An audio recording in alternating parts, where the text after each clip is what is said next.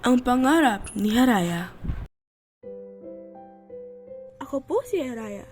Lumaki akong humanga sa kuya kong si Henry. Ipapakita ko sa inyo ang story ko. Quiet na mga bata. Mag-study kayo dahil may quiz tayo in 5 minutes. Dennis, tara na. Tumakas na tayo habang umalis pa si Ma'am. Ano? Hiraya, ayoko.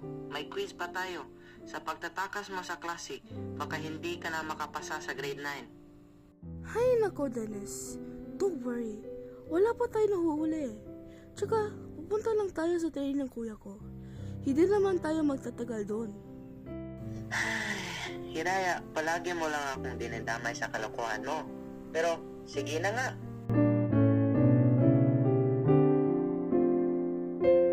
Dennis, tingnan mo yung kuya Henry ko.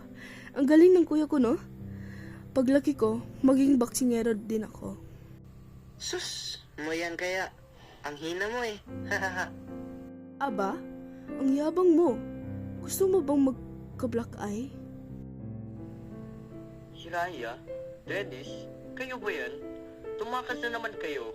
Halika nga rito. Ilang beses ko bang sinabi sa'yo na bawal mag-cutting sa klase? At ikaw, Dennis, bakit ka nagpadala kay Hiraya? Sensya na, Kuya Henry. Alam mo na si Hiraya, mahirap pigilan. Kuya, ang importante, nandito kami pa matuto. Turuan naman mo ako, kuya, kahit konti lang, please. Hiraya, ano na namang kalokohan to? Bumalik kayo sa klase ninyo. Ang boxing ay hindi para sa mga babae.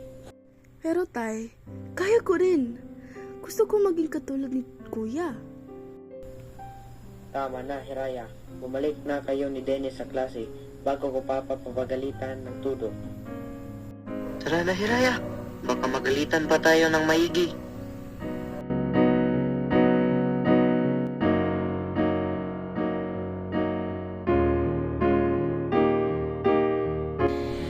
Hiraya, hindi pa rin nagbabago ang pangarap mo, no?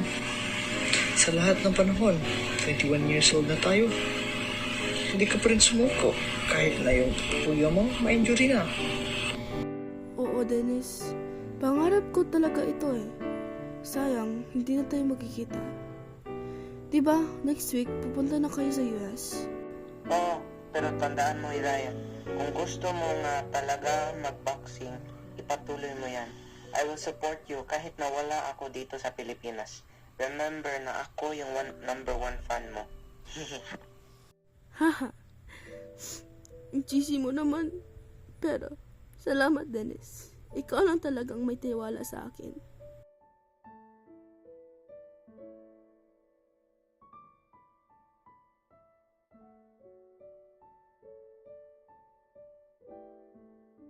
Kuya, tignan mo ito. May wrestling match para sa mga babae sa susunod na taon. May 1 year pa akong mag-training. Kuya, tulungan mo naman ako mag-train. Hiraya, ilang beses ko ba itong ulitin na ang boxing ay hindi yan para sa iyo? At saka, tignan mo ako, naka-wheelchair dahil lang sa isang aksidente sa boxing. Hirap na akong maglakad, Hiraya. Hindi ko gusto na maparehas ka sa akin. Pero kuya... Enough, Hiraya. Matulog ka na lang.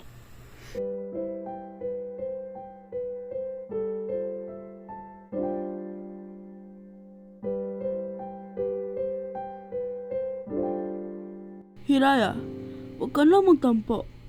Sige, tutulungan kita. Pero sa isang kondisyon. Huwag mo itong isabi kang tatay at lola. Okay? Opo kuya, promise. Sige, straight punch muna. Focus sa form mo, tandaan mo. Hindi lakas kundi diskarte ang mapapanalo sa iyo. Opo kuya. Sige, break muna tayo. Sige po kuya. 3 buwan na tayong nag-practice at malaking improvement na ang nagawa mo kesa sa first time mong mag-practice. At ang mga punches mo ay nasa maging malakas na. Sabi ko nga sa'yo eh. Ang lakas kaya ng kapatid mo. Henry, Hiraya, anong ginagawa niyo rito? Lola? Ba't ang mga papawis niyo? Huwag mong sabihin nag-training ka para sa boxing? Henry, ano to? Lola, sa bahay na lang po tayo mag-usap. Ano itong ginagawa ninyo? Di ba sinabi ko na hindi ko gustong makita si Hiraya sa boxing ring? Lola, may pangarap si Hiraya. Harap? Yan din ang sinabi mo noon, Henry. At anong nangyari sa iyo? Ngayon, hindi mo na kayang tumayo. Ano? Gusto mo bang mangyari yan kay Hiraya? Tama ang lola Carnila niyo, Hiraya. Tingnan mo ang kuya mo. Siya ang pinakamalakas na boksingero sa barangay natin. Pero iyan, hindi na siya makalakad dahil lang sa isang aksidente. Gusto mo bang maging katulad ng kuya mo? Ano ba yan, tay? Ba't pa kayo ganyan? Huwag mong gawing dahilan si kuya. Hindi siya makikipigil sa akin. Hiraya, Hiraya.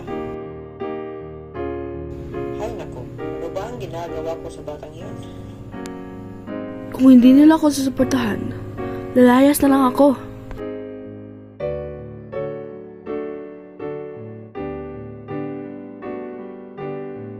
Manila po. Hello po, ako si John de la Cruz. Ikaw po ba si Hiraya Lopez? Opo, ako po yun. Sige, para sumali sa females boxing match, kailangan mo lang mag-sign in sa contract na ito. We will also provide a personal coach for you. Si Coach Pablo. Raya, break up muna tayo sa practice. Lapit na ang boxing match mo. Kailangan magpahinga ka at kailangan hindi ka papayat. Baka pag-wait na hindi ka makasali. Opo, coach. Hiraya, Paul, may snack ako dito. Snack muna kayo. Ito na ang pinaghihintay kong araw. Dapat seryoso ako. Hiraya, hindi to biro. Eto na mga kaibigan, mag-start na ating match.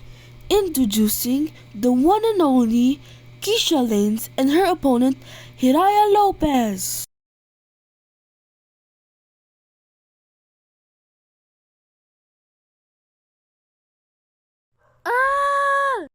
Hiraya, bumagsak. Mukhang natamaan siya sa low kick ni Keisha. 1, 2, 3. Bad news mga kaibigan, si Hiraya ay nahimatay.